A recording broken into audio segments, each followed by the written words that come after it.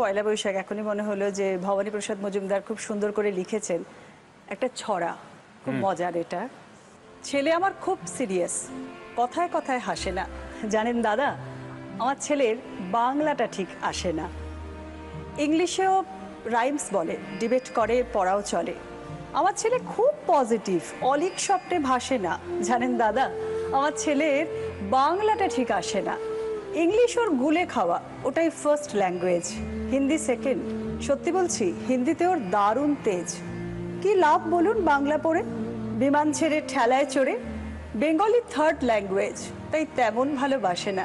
জানেন দাদা, আমার ছেলের বাংলাটা ঠিক আসে না। বাংলা আমার ভাষা নাকি, নেই কোনো চার্ম বেঙ্গলিতে। সহজ সরল এই কথাটা লজ্জা কিসের মেনে নিতে। English very nice, Hindi sweet scientific, Bengali is glamourless, or place এর পাশে নয়।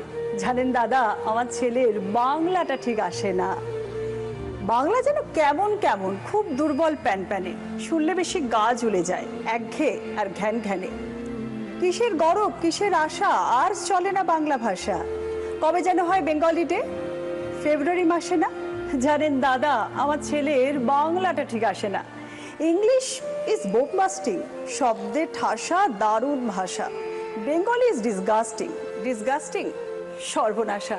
ওই ভাষাতে দিবানিশি হয় শুধু ভাই পিএনপিসি। ওই ভাষা তাই হলেও দিশি তেমন ভালোবাসে না। জানেন দাদা, আমার ছেলের বাংলাটা ঠিক আসে না। বাংলা ভাষা নিয়ে নাকি অ্যাংলা প্যাংলা সবাই মুগ্ধ। বাংলা যাদের মাতৃভাষা, বাংলা যাদের মাতৃদুগ্ধ। মায়ের দুধের বড়ই অভাব, কৌটোর দুধ খাওয়াই স্বভাব।